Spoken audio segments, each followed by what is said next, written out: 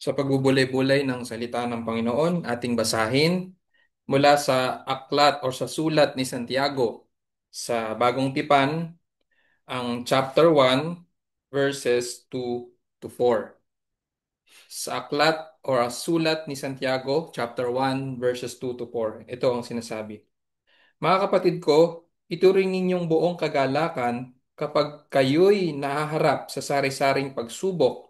Yamang inyong nalalaman na ang pagsubok sa inyong pananampalataya ay nagbubunga ng pagtitiis.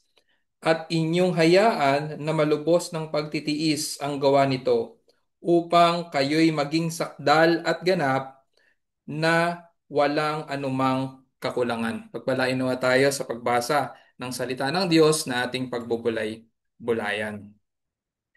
Ang isang theater artist ay masasabi nating talented upang or umarte or gumanap or mag-express ng wide range of emotions. 'Di ba pag nanonood tayo ng play or musical play, no? Yung mga artist mapapansin natin, merong isang mag-express na siya ay talagang lungkot na lungkot.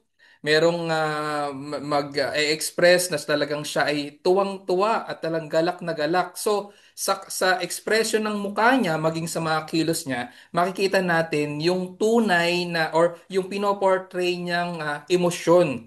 Yung pinoportray niyang or yung pagganap niya doon sa role niya. Na kung siya ay dapat umiiyak, makikita yung luha. Na kung siya ay tumatawa, talagang makikita ang ngiti sa kanyang mga labi. Now, some actors and actresses ay na-master yung isang style na pwede siyang ngumiti habang siya ay umiiyak. Talagang kung titingnan natin na yung mga ganong actress na kung mapapansin natin ah, talagang excellent o talagang masasabi natin na talagang kamangha-mangha yung ganong klase ng pag-arte. Yung ma-express niya na siya ay nagagalak or merong kagalakan sa kanyang sarili pero siya ay naiiyak. Parang ganon, makikita yung mixed emotion. Talagang challenging yung ganong role or act na ipoportray mo yung two conflicting emotions. So, sa araw na to, our passage seems telling us to do the same. Bakit po? Kasi ang challenge dito sa ating teksto na ating binabasa ay magalak in times of trials, no? Now to be joyful or maging magkaroon ng kagalakan sa panahon ng trials, sufferings, hindi po natural na response yan. Hindi po natural na response sa tao kapag daranas ng suffering. Ngayon si Santiago dito sa ating teksto, kung ating mapapansin, nag-start na siya sa second verse pa lang ng ating sa first chapter, nagsimula na kaagad siya ng sinimulan niya na ang series of many commands gaya ng nabanggit natin last time, no? Sa out of 100 plus verses dito sa James, merong 50 plus na verses na nagsasaad ng commands. As early as verse 2 sa chapter 1, sinimulan niya na yung series of commands that we are going to study. Yung isa doon ay pag-aaralan natin sa sandaling ito that we are going to study as we go along yung mga series of commands na to in our meditation of this wonderful epistle. Now, he started dealing with trials. Kung ating napansin sa ating teksto na ating binasa. Mga kapatid, ituring ninyong buong kagalakan kapag kayo'y nahaharap sa sari-saring pagsubok. Trials of those 12 tribes in the dispersion. Now, sinabi natin last time na ang tinutukoy niya or yung ina-address niya dito is mga Hudyo na nasa pangalat. Napansin ko kanina sa ating scripture reading nga na sa John chapter 7 verse 35 na ano tawag doon pinatunayan nga na merong mga Hudyo na naninirahan sa bayan ng mga Hentil. Sabi sa scripture reading natin kanina sa verse 35, chapter 7, sabi dito, no? Kaya't sinabi ng mga Hudyo sa isa't isa, Saan pupunta ang taong ito patungkol sa ating Panginoon Kristo na hindi natin siya matatagpuan? Pupunta kaya siya sa mga lupain kung saan nagkalat ang ating mga kababayan? At tinutukoy niyang lupain na ito ay lupain ng mga Griego at magtuturo sa kanya at magtuturo sa mga Griego. So meron silang mga kababayan na nandoon sa lupain ng mga Griego. At ito nga yung mga ina-address niya na mga Hudyo na nasa pangangalat sa iba't ibang lugar outside the outside this Jerusalem, no? So he started dealing with trials of those 12 tribes in the dispersion. We too, tayo rin, will face many trials, no, sa atin. Kaya applicable din sa atin ito, no? Anyhow, ang pagkasulat nito ay masasabi niya in-address sa mga Hudyo, pero sabi nga natin last time, maaring yung sinabing dispersion dito is mga tao ng Diyos at tayo rin yun, mga tao ng Diyos na nasa pangangalat sa many parts of this world na nabubuhay at naghihintay ng ating translation from this world to the world eternal na nakalaan para sa atin. Now we too will face many trials in this life. Kaya nga mahalaga para sa atin ang mensahe na ito. Now what can we learn from this text na sa ating teksto? What can we learn from James patungkol sa mga trials? Now, ito nga ang ating punto sa dalawang punto sa araw na to, no? Kung yung nung tinakal niya ang trial, seems na parang merong irrational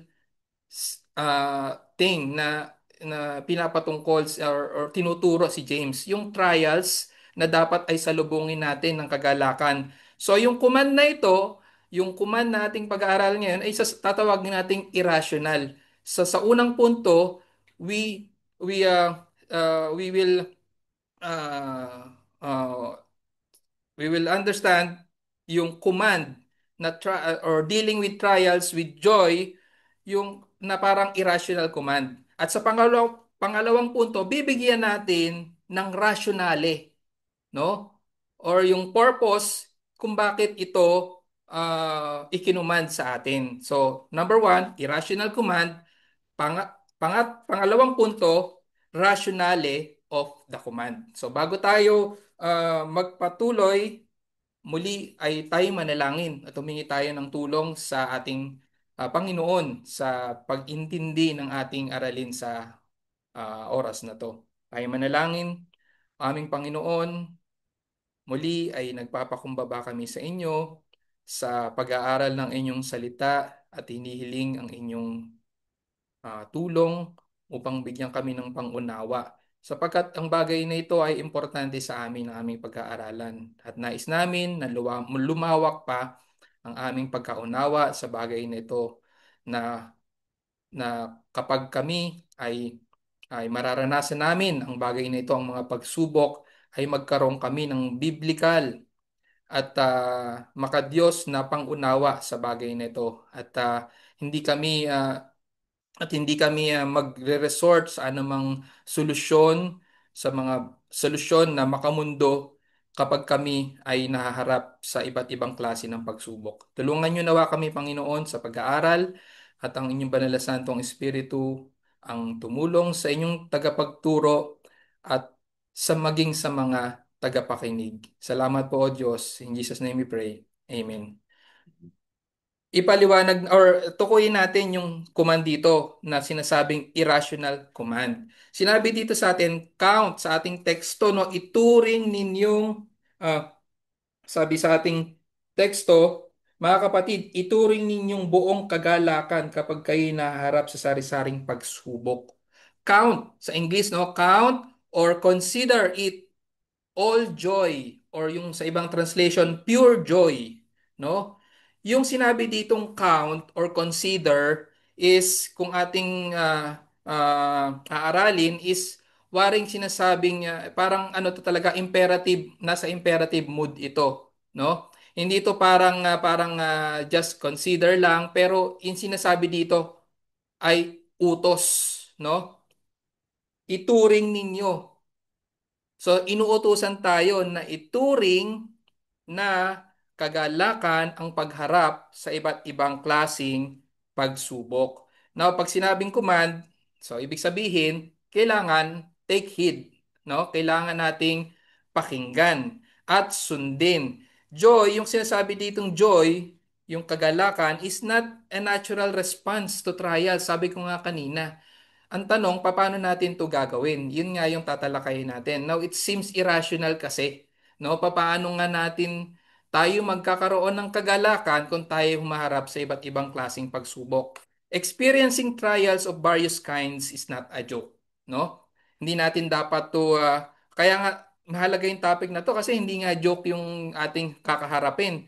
And what kinds of trials na sinasabi dito? Various kinds of trials, no? Dito, sa konteksto ng ating binasa sa epistle na ito, yung ina-address ni James dito, yung mga tao ng Diyos na humaharap sa persecution. Maaring yung persecution na kanilang kinakaharap nung time na to is meron ng mga physical abuse or talagang mga nabugbog na or beaten up. 'Di ba? May mga mababasa tayo sa New Testament na talagang nakaranas ng even to the physical level na talagang binubugbog, no?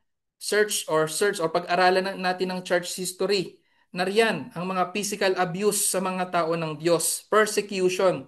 At maaaring ang trials na kanilang pinagdaraanan is poverty, no? Kahirapan, no? This persecution and poverty appears to have been the biggest trial faced by these early Christians. But si Santiago, ang nasa kanyang pag-iisip nung kanyang sinulat ito is yung pagsubok ng maraming klase, ng iba't ibang klasing pagsubok, trials of all kinds of difficulties that can pose threat to our faith in God.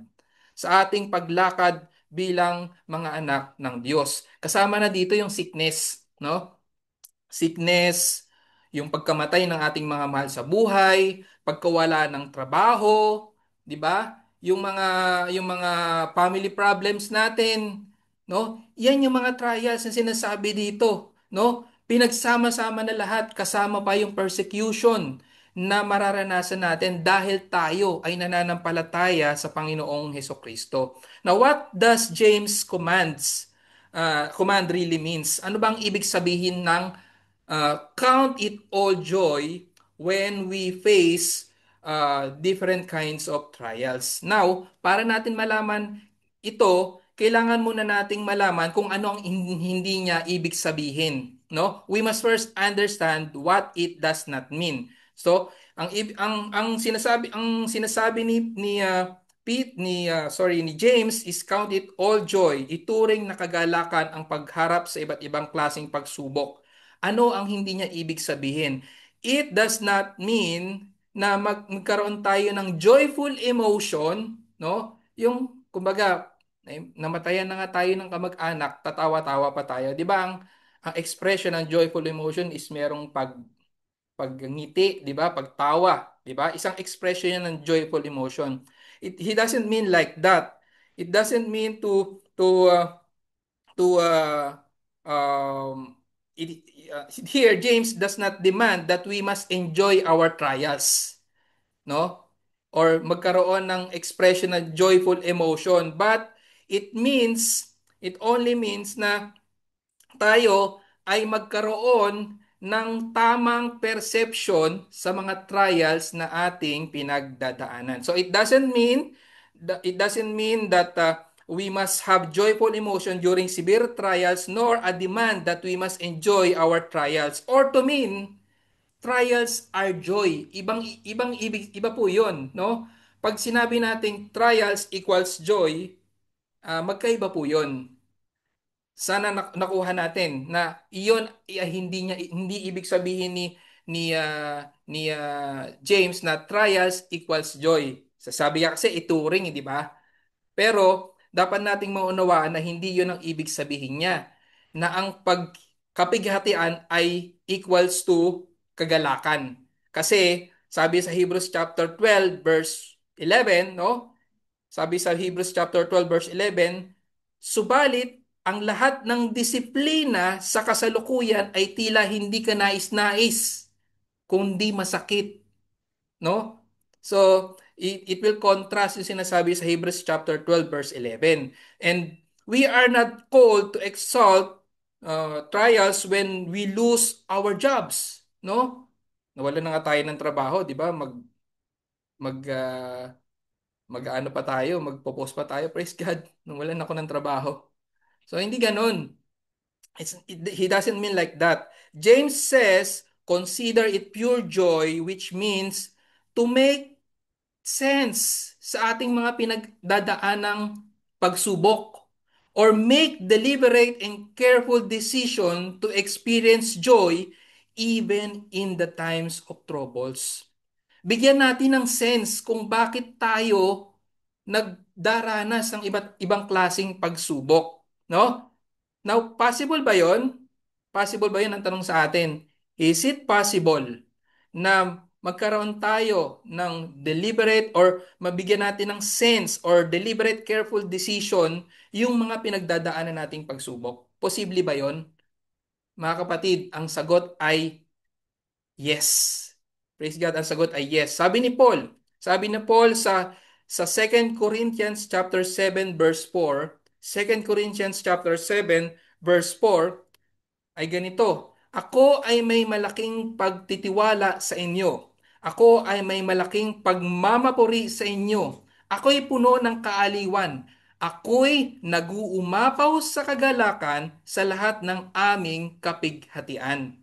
No? Paul, yung sinasabi niya ditong meron siyang pag-uumapaw na kagalakan sa lahat ng kanilang naranasang kapighatian, he is just making sense of all those sufferings that he is facing, no? Si Apostle, ganyan din yung mga apostles, lahat ng mga apostles ng ating Panginoon Kristo sa Acts chapter 5 verse 40 to 41. Acts chapter 5 verse 40 to 41. Nung mga apostles ay ay tinawag ng mga Sanhedrin. No, ito yung mga Sanhedrin is binubuo ng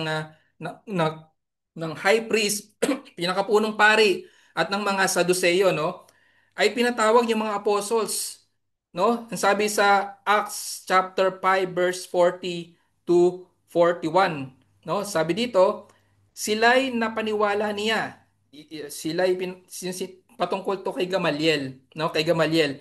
Nang maipatawag nila ang mga apostol, hinagupit sila at inutusang huwag nang magsalita sa pangalan ni Jesus at sila'y pinalaya. Sa kanilang pag-alis sa Sanhedrin, nagalak sila na ituring na karapat-dapat magtiis ng kahihiyan alang-alang sa Panginoon. So, unti-unti sana nating nakukuha yung punto ni James dito to make sense, no? Or bigyan ng halaga yung mga or pagbibigay ng halaga sa mga pagsubok na ating pinagdadaanan. James did not say, consider it pure joy kung kung meron man tayong pagdadaan ng iba't ibang klasing pagsubok.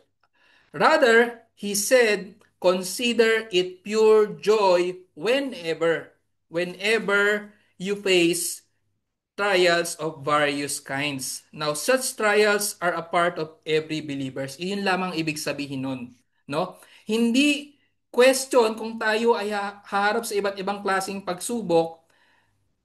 Ito ang sinasabi niya lamang na katotohanan na tayo ay haharap sa iba't ibang klasing pagsubok sapagkat ang pagsubok or trials of various kinds are part of every believer's life, no? Parang sinasabi niya dito na ito ang aking advokasya, no? He is advocating the conscious embrace, no? Yakapin natin yung mga pagsubok na ating pagdadaanan, the conscious embrace of a Christian understanding of life which brings joy in the trials that come because of our Christianity, no? ang pagiging tagasunod ng ating Panginoong Kristo. We are to find joy. Sana makita natin yung sense. We are to find joy from all of our trials, whether it is connected sa ating pananampalataya sa ating Panginoong Kristo o hindi. Sapagkat meron naman talagang mga kahirapan sa buhay na ito na hindi talaga directly masabi natin na hindi natin masasabi na talagang obvious na direct sa ating Christian faith. Now, it seems irrational nga yung sinabi dito, no, command, no, na consider it pure joy when we face various trials. But ang magandang balita, God is perfectly rational. Kaya meron salita ng Diyos na ating pinag-aaralan to make sense, to make rational reason or to make reasons kung bakit tayo naharap sa iba't ibang klasing pagsubok. Kaya natin to pinag-aaralan. So sa pangalawang punto, bigyan natin ng rationale yung command na to na seems irrational, no? Hindi natin mapagduktong kung ating babasahin sa unang pagkakataon, papaanong tayo ay magkakaroon ng kagalakan sa pagharap sa iba't ibang klaseng pagsubok. Bigyan natin ng rationale or reasoning for such joy comes from knowing that various trials we will face have spiritual value. May spiritual na value yung pagharap natin sa iba't ibang klaseng pagsubok. Now there are two valuable step process kung bakit tayo naharap sa iba't ibang klaseng pagsubok. Basahin natin ang verse 3 and verse 4, no? Ano ang value ng pagharap sa iba't ibang klaseng pagsubok? Unang value, no, yung testing of your faith produces steadfastness or perseverance. Sabi sa verse 3, yamang inyong nalalaman na ang pagsubok sa inyong pananampalataya ay nagbubunga ng pagtitiis. Yun yung una, no? Yan yung first step process, yung first valuable step process through which our trials elevates us, yung through which our trials benefits us, no? Through which our trials make sense, no? So, steadfastness. Ano nga yung binibigay or ano yung napoproduce ng trials? Perseverance, steadfastness. Sa iba, yung tinatawag na endurance. Yung iba, tinatawag itong staying power. Di ba? Upang tayo ay manatili, kailangan meron tayong power. Ito yung staying power. Pag meron tayong endurance, yun yung staying power natin. Or tinatawag sa ibang komentarista, tinawag itong toughness, no? Merong toughness, pag sinabing tough, talagang matatag. Merong katatagan, toughness. Hindi basta-basta nagugupo, no? Nagpo-produce ito ng toughness, perseverance, or sinasabing fortitude sa iba. Sa iba it calls it fortitude. Now James means toughness, no? A quality of being strong, no? To stay in power, no? Ang quality of being strong and not easily broken or damaged. Now we develop toughness, perseverance by repeatedly being tested, at when we are tested, nagpe-prevail tayo, no? Nade-develop yung perseverance natin, nade-develop yung ating steadfastness kung tayo ay palaging natetest at nagpe-prevail at nagtatagumpay. The more tests we pass, the tougher we become, no? Example, yung isang boxer, no? Si Manny Pacquiao. No, si Manny Pacquiao na reach niya yung taluktok ng kanyang tagumpay. Bakit? Hindi lang siya nag-training, no? Alam natin na talagang tough yung kanyang training, but also pinagdaanan niya talaga yung napakaraming boxing matches, no? At nung nagtagumpay siya doon sa mga susunod na laban niya, lalo siyang tumatatag, no? Lalo siyang nagiging malakas at lalo siyang nagiging marunong. He becomes wiser, no? Sa mga susunod pang boxing match na kanyang kinaharap. Now, like katulad din ng isang Katulad din ng pagpapalaki natin sa ating mga anak, no? Tayong mga anak, hindi dapat natin laging tinitreat na or tinitreat as baby. Although yung mga anak natin, baby talaga natin yan. Pero pag nasanay tayo to treat them always like a baby, no? Hindi sila magpo-produce ng toughness sa buhay, no? They also need to experience difficulties as part of their lives growing up to develop toughness, to develop steadfastness or endurance or perseverance, or to develop staying power, no? And when perseverance, endurance, or steadfastness is lacking, no? Yung ability na yon is lacking sa ating mga buhay, God has time-tested remedy. At ano nga yun? Merong paraan ang Diyos para mag-develop tayo ng perseverance, pag-develop tayo ng toughness at endurance. At ano nga ang sinasabi na paraan ng Diyos upang tayo ay maging matatag sa pamamagitan ng pagsubok? Doon tayo nagiging matatag. That is God's time-tested remedy when we lack perseverance. The testing of our faith through various trials, yan ang paraan ng Diyos upang tayo ay mag-develop ng perseverance. Yung, kaya yung sinasabi natin kaninang irrational command, parang nonsense, no? Irrational nonsense command, now becomes brilliant idea, no? Naging brilliant na, nagkaroon na ng sense, naging rational na. Nakita natin yung purpose. Talagang ang ating Diyos ay talagang all-wise. Talaga siya ang marunong, no? God uses trials to develop enduring strength for greater purpose. Kaninong purpose? Sa purpose ng ating Panginoon. Sabi ni Thomas Manton, no? Sabi ni Thomas Manton, isang Puritan, ang sabi niya, while all things are quiet and comfortable, we live by sense. Ibig sabihin, we live dun sa buhay na ah, naiintindihan natin ang lahat ng bagay, no? Kung ang ating pamumuhay ay quiet at comfortable, we live by sense rather than by faith. Yung ating pananampalataya ay hindi natetest kung tayo ay laging comfortable at kung ang ating buhay ay hayahay lang, because we live by sense and not by faith, no? Sinabi niya rin, but the work of a soldier, kaya nasabi niya to, but the work of a soldier is never known in times of peace. Di ba ang sundalo? Saan mo makikita ang kahalagaan ng isang sundalo? Yung ba kapag naka-standby lang sila sa mga barracks? Hindi po. Makikita natin ang kahalagahan ng sundalo pag merong gulo, pag merong kaguluhan.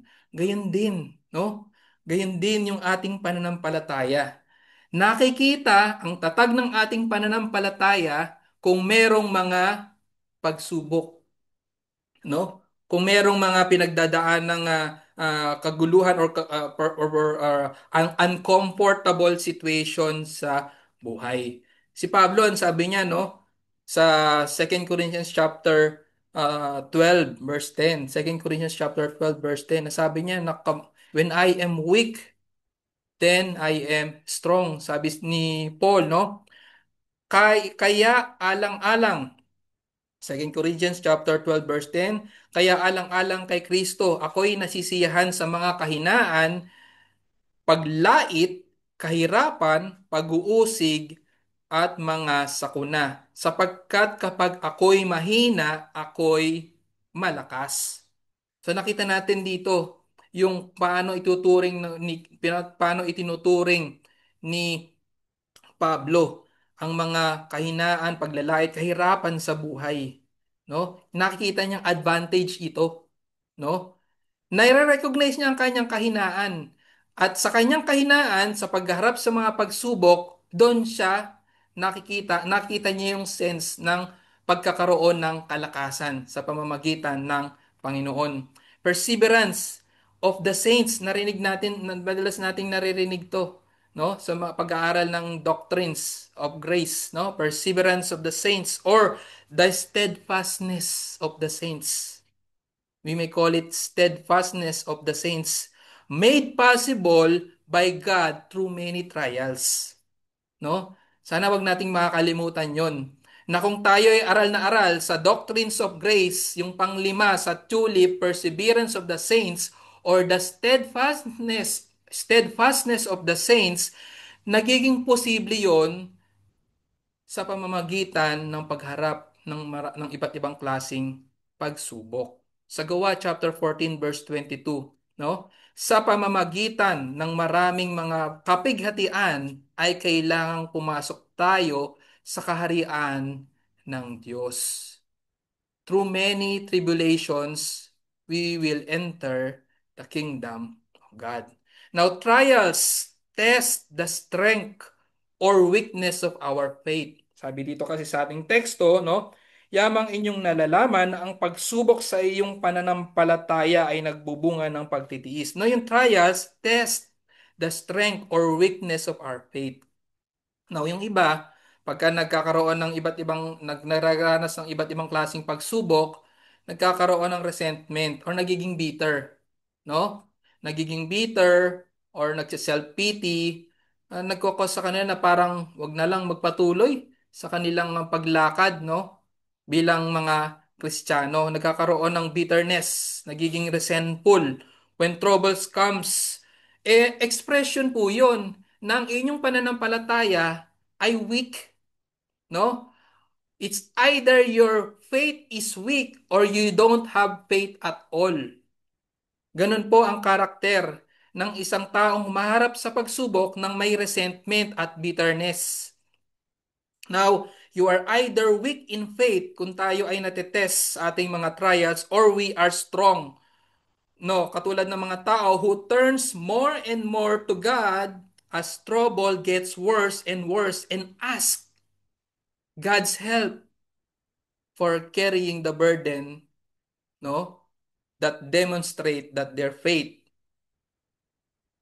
are strong, no? No, hindi ito para na malaman ng Diyos na ang iyong pananampalataya ay mahina or malakas sapagkat ang ating Panginoong Diyos ay all-knowing. Alam ng Diyos ang kalibre ng pananampalataya natin, no? Alam ng Diyos ang strength ng ating pananampalataya. Ang purpose ng trials is for us to discover yung kalibre ng ating pananampalataya, no? For us to discover. Kaya tayo na yung strength ng ating pananampalataya, kaya tayo naharap sa iba't ibang klaseng pagsubok. Now, pangalawang valuable step process na ating makikita sa ating teksto kung bakit natin kailangang pagdaanan ang iba't ibang klaseng pagsubok ay yung sinasabing perseverance produces perfection and maturity. Sa verse 4, ang sabi, at inyong hayaan na malubos ang pagtitiis, ang gawa nito, ng pagtitiis, ang gawa nito upang kayo'y maging sakdal at ganap na walang anumang kakulangan. Now, in nga, first step, nag-develop tayo ng perseverance at yung perseverance, hayaan nating maging ganap at sakdal, no? At hindi nagkukulang ng anuman, no? So meaning your perseverance produces perfection or pagiging sakdal and maturity or pagiging complete, no? Not lacking anything. Pag sinabing mature, no? Pag isang tao ay naging mature, it refers to personality which has reached its full development. Pag nag-mature niya yung isang bagay, so na-reach niya na yung completeness, yung wholeness, full development. Synonymous nga to sa complete. Pag sinabing mature or maturity, it means complete. No? Mature means complete. Sinabi ring ganap or perfect, sakdal, no? Perfect.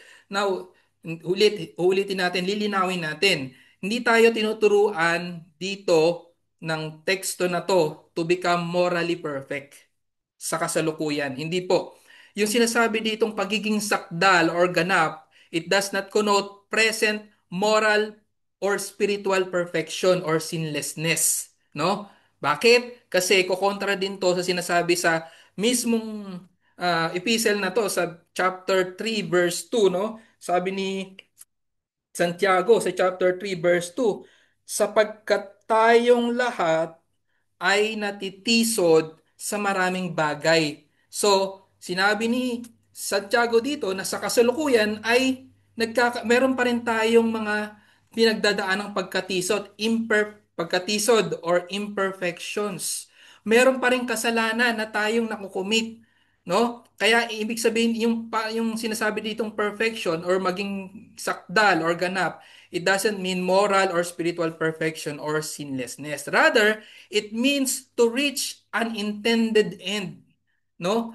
Para bang sinasabi na pinofocus tayo or binibigyan tayo ng focus to reach that end of sinlessness and perfection. Pero lilinawin na natin na hindi po sa kasalukuyang panahon natin ito mararanasan, no? Intended end or accomplishment and is often translated maturity. Yung perfection na to. Yung perfection is absolutely impossible, no? Sa ating sarili lamang, no? It is perfectly absolutely impossible in man's own power, yung pagiging ganap, no? Pero yung command na ito ay ang ating Panginoon sa Kristo mismo ay ang nagsabi or nag-utos na tayo ay maging sakdal or maging ganap, maging perfect. Ano sabi sa Matthew chapter 5 verse 48? Matthew chapter 5 verse 48, sabi ng ating Panginoon sa Kristo, kaya't kayo nga'y maging sakdal gaya ng inyong ama sa langit na sakdal. Now, ang tanong, paano ngayon na ang Panginoon sa Kristo ay nagko-command or nagde-demand ng bagay na imposible? No? Imposible pala sa lifetime na to na tayo ay maging ah, ah, perfect, no? Sinless, ganap, or sakdal. Imposible pala, no? Bakit kinuman sa atin? Now, sa mga kung ating babasahin, kung patuloy ang salita ng Diyos, ang scripture, ang ating Panginoong Kristo din mismo ang nagsabi sa Matthew chapter 19 verse 26, ang sabi niya, sa mga tao, ito ay hindi maaring mangyari. With man, all these things are impossible. Ngunit sa Diyos, ang lahat ng mga bagay ay maaring mangyari. All things are possible. Now, what God demands, no? He provides the power to accomplish. Yan ang tinuturo sa atin ngayon. Yung imposible na tayo ay maging ganap na sinasabi dito, no? Sakdal na imposible para sa ating ma-achieve, God provides the power to accomplish. Ang sabi ni John MacArthur, sabi ni John MacArthur dito sa comment niya dito doon sa Matthew chapter 5 verse 48 sa utos ng ating Panginoong Kristo na tayo ay maging sakdal gaya ng ating Ama sa langit na sakdal, sabi ni John MacArthur, man's own righteousness is impossible. No? Ay sorry, man owns righteousness is possible. Possible, di ba? May mga natatanging or tinuturing na katwiran ang tao nakatwiran para sa kanyang sarili ang tao. Na tinuturing niyang matuwid siya, ginagawa niya yung bagay na ito, ginagawa niya yon. Man owns righteousness is possible, but no, ang demand kasi to become perfect eh, di ba? Sakdal. But is so imperfect. Yan ang sabi ni John MacArthur. Man's own righteousness is possible, but it is so imperfect that it is worthless. No? Worthless yung ating mga sa sariling pursuit sa righteousness. God's righteousness is impossible. Yung demand ngayon ng righteousness or perfection ng Diyos ay God's standard. Talagang pinakamataas na standard. But God's righteousness is impossible. For the very reason dahil ito nga ay perfect. No? But the impossible, sabi ni MacArthur, but the impossible righteousness becomes possible for those who trust in Jesus Christ. Because He gives them His righteousness. No? Ang mga nagtitiwala sa Panginoong Kristo, ginawa niyang perfect, complete, lacking nothing. Sapagkat ang katwiran ng Panginoong Kristo mismo ang idinamit niya sa mga taong nanampalataya sa Kanya. Now the point is, even in trials to test our faith, which produces steadfastness to meet the demand of God to be perfect and complete, we need Christ. That's the point, mga kapatid. We need Christ. Upang tayo ay maging ganap, we need Christ to obey this command, no? We need Christ upang tayo ay maging sakdal at ganap na walang anumang kakulangan. Because this command itself is impossible on our own, no? But made possible for us because of Christ. Kailangan natin ang Panginoong Kristo. That's the point why we need to study this. Ang ating Panginoong Kristo ang bida dito, no? It shows our spiritual insufficiency and the sufficiency of Christ sa mga magtitiwala sa Kanya.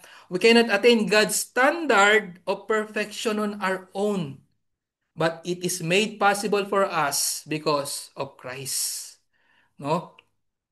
Sabi sa Isaiah chapter 64 verse 6, yung pursuit natin sa katwiran sa ating sarili ay worthless. No? Ang lahat nating katwiran ay naging parang maruming kasuotan. No? Filthy rags. Lagi nating naririnig na hinahalin tulad ito na pasadora, no? Maruming basahan. And now that we are Christ, that we are in Christ, and His righteousness is in us, God sees us perfect by the merit of Christ's perfect righteousness. Now, anong mga application natin na maaaring pulot dito? Now, we open here, narinig niyo na ba? Or maling, ako lang nakarinig, no? We open here, trials bring maturity. Naging mature ako dahil sa mga pagsubok na pinagdaanan ko, no? Naging mature ako. Now, ang salita pong yan ay hindi tunay na totoo or parang half truth lang yan, no? We often hear that trials bring maturity. Pero sa ating teksto, anong sinasabi, no? Yung complete na or yung complete sentence na dapat nating marinig. Sapagkat ang sa ating pinag-aaralan, no? Yung sinasabi na rinig nating trials brings maturity. Paano yung iba na nakaranas ng iba't ibang klaseng pagsubok pero pinili na lang na maging bitter, naging resentful, or nag-quit? No. Hindi na naging mature. Hindi na nakarating dun sa point of maturity. So hindi talaga full truth ang sinasabing trials bring maturity. Sapagkat katulad sila nung buto na nalaglag doon sa mabatong lugar. Doon kung babasahin natin yung Matthew chapter 12 verse 20 Matthew chapter 13 verse 20 to 21. Anong sabi doon? Katulad sila ng mga buto na nalaglag doon sa batuhan. Sila yung mga nakaranas ng mga trials pero hindi nag-grow, hindi nag-mature, nag-quit. No? Anong sabi doon sa Matthew chapter 13 verse 20 to 21? Ang napahasik sa mga batuhan ay iyong nakikinig sa salita at agad niyang tinanggap ito ng may kagalakan. Gayon may hindi siya nagkaugat, kundi sandali lamang tumatagal. At kapag dumating ang kapighatian o pag-uusig dahil sa salita ay kagad siyang natitisod. No? Kaya hindi full truth yung sinasabing trials brings maturity. Rather, yung steadfastness, yung perseverance in times of trials produces maturity. Yan ang mas buong thought na dapat nasa isip natin, no? Yung pagtitiis, steadfastness sa panahon ng pagsubok produces maturity. When we persevere, mga kapatid, in trials of many kinds, sinabi natin many kinds. Ito yung financial problems, disappointments, criticisms, problema sa pamilya, family relationships, illnesses, isama pa natin yung persecution dahil sa ating pananampalataya sa ating Panginoong Hesukristo na ating mararanasan, no? Those multiple facets of our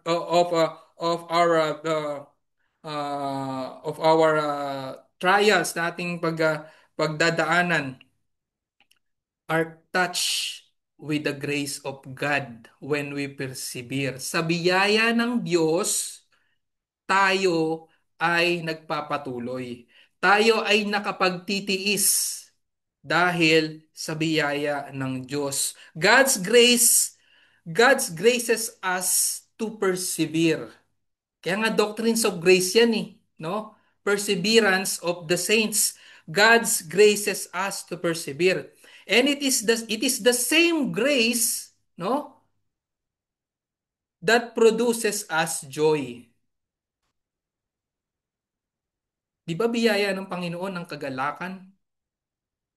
Bunga yan ng Espiritu ng Diyos, kagalakan sa panahon ng pagtitiis ng ating mga kapighatian. Therefore, mga kapatid, in the midst of trials, we can lift our hands and worship in joyful, erratic purpose. May purpose. Nakakapagpuri pa rin tayo sa Diyos kahit tayo ay nagdaranas ng iba't ibang klasing pagsubok. Because we know that God is using these trials with purpose, and it is for His glory. Now, sa ating pagtatapos, let me read to you ang isinulat ni Oswald Sanders. Sabi niya sa kanyang sulat ng spiritual na entitled Spiritual Leadership, no? Isang book ito na isa sa mga pahina no naisulat niya ang mga katagang ito. Sabi ni Oswald Sanders, "When God wants to drill a man and thrill a man and skill a man, when God wants to mold a man to play the noblest part, when he yearns with all his heart to create so great and bold a man that all the world shall be amazed, watch his method. Watch his method. Watch his ways. How he ruthlessly perfects whom he royally elects. How he hammers him and hurts him, and with mighty blows converts him into trial shapes of clay which only God understands. While his tortured heart is crying and he lifts beseeching hands, how he bends but never breaks. When he's good, he undertakes how God uses whom he chooses, and which every purpose pleases him. But every act induces him to try his splendor out. God knows what he is doing. In times of trials, God knows what he is doing. Panghawakan natin yan sa mga pagsubok nating pagdadaanan. In every trial, we need to trust God. God knows what He's doing. Also, mga kapatid, trials reminds us that we are not permanent residents of this world. Bakit, no? Because there is a world coming for us where there is no more tears and no more sufferings. Naway maalala natin to, no? Ano sabi sa Apocalypse chapter 21 verse 4? Ang sabi dito, Apocalypse 21 verse 4, at papahirin niya ang bawat lupa sa kanilang mga mata. Luha, sorry, ang bawat luha sa kanilang mga mata. At hindi na magkakaroon ng kamatayan. Hindi na rin magkakaroon pa ng pagdadalamhati o ng pagtangis man o ng kirot man sapagkat ang mga unang bagay ay lumipas na. Naway maalala natin yan na hindi tayo permanente sa mundong ito. We are not permanent uh, uh, strugglers, I should say, of sufferings, sapagkat may hangganan po yan. Kung tayo ay nasa piling na ng ating Panginoon sa magpasawalang hanggan. No, sa mga kaibigan natin no, na wala pa sa ating Panginoon sa Kristo.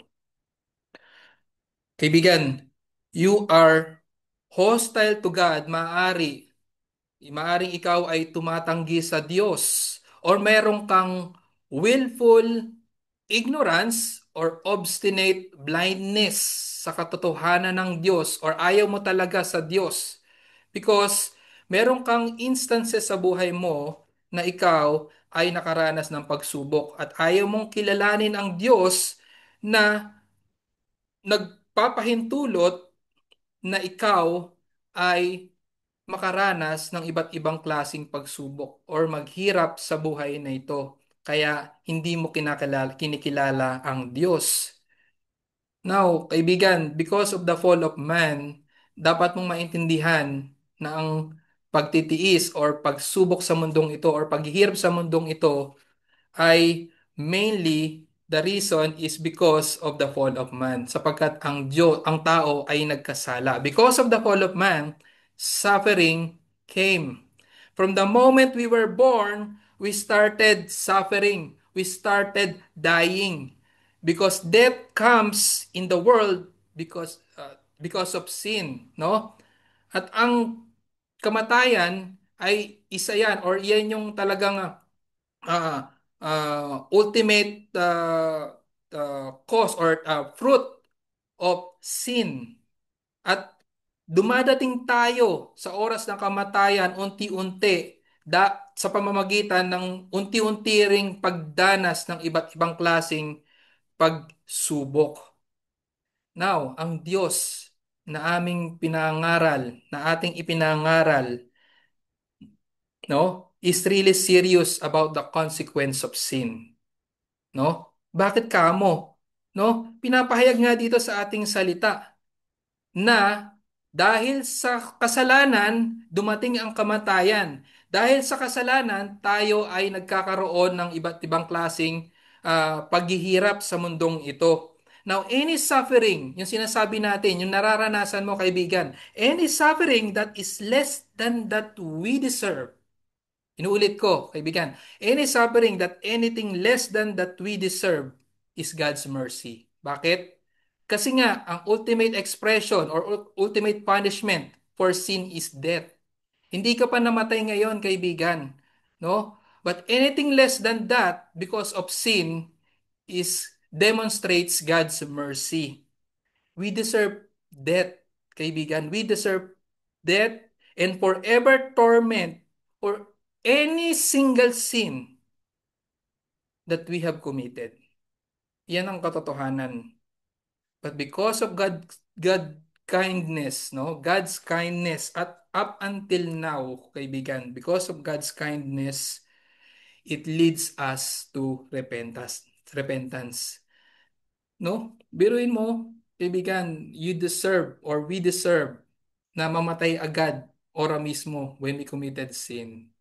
Pero dahil sa kagandahang loob ng Diyos, hindi pa tayo niya kinuha, hindi pa niya nilagot ang ating mga hininga. Binibigyan niya pa tayo ng pagkakataon upang magsisi sa ating mga kasalanan. At tumakbo sa Kanya. Turn to God. No? Repent and turn to God. So kabutihan ng Diyos 'yon na naglilid sa atin sa pagsisisi. Sinabi yan sa Romans chapter 2 verse 4, no? Sabi sa Romans chapter 2 verse 4, o hinahamak mo ang mga kayamanan ng kanyang kabutihan, pagtitiis at pagtitiyaga na hindi mo nababatid na ang kabutihan ng Diyos ang umaakay sa iyo sa pagsisisi. Mabuti nga kaibigan, may hininga ka pa sa oras na to. Pero ikaw ay tumatanggi o nagre-rebelde sa Diyos. Kaibigan, sinasabi namin sa iyo, kung magpapatuloy ka dyan, ikaw ay patungo sa kamatayan at walang hanggang paghihirap. No? Yung sinabing pag walang hanggang paghihirap, hindi yan kukumpara sa paghihirap na nararanasan natin sa mundong ito. Now, if you want to live, my friend, and be spared from forever torment, listen to the gospel.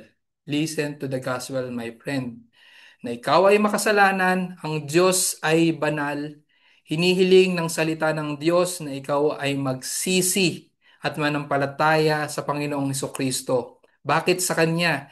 Sapagkat ang Kanyang gawa ang tanging katanggap-tanggap. Bakit sa Panginoong Kristo? Sapagkat ang gawa lamang ng Panginoong Kristo ang tanging katanggap-tanggap na pambayad sa kasalanan mo at sa kasalanan ko. Nagbuhos siya ng kanyang dugo at namatay sa krus upang pagbayaran ang penalty, ang kabayaran ng ating mga kasalanan.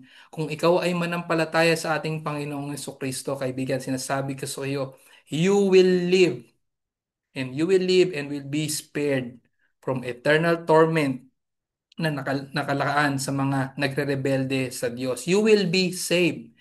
If you will call upon the name of the Lord, you will be saved. Kaibigan, sana gawin mo na iyon ngayon ang pagsisisi habang may panahon pa. Tayo'y manalangin. Aming Panginoong Diyos, muli kami nagpapasalamat sa iyo sa oras na to sa mas malawak na pagkaunawa sa trials of various kinds na pinagdadaanan ng inyong mga tao at maging ang na pinagdadaanan din ng mga wala pa sa aming Panginoong Kristo. Nawa o Diyos, it makes sense to all of us why we are experiencing various kinds of trials. That these trials leads us to our Lord Jesus Christ. Na ang point of the matter is we need Christ when we are facing various kinds of trials. It produces us perseverance and it leads us to perfection wherein on our own selves we cannot achieve. That's why it leads us to seek Christ every day in our lives, to know Christ every day in our lives, to know more of Christ sa araw-araw naming paglakad. At salamat aming Panginoon.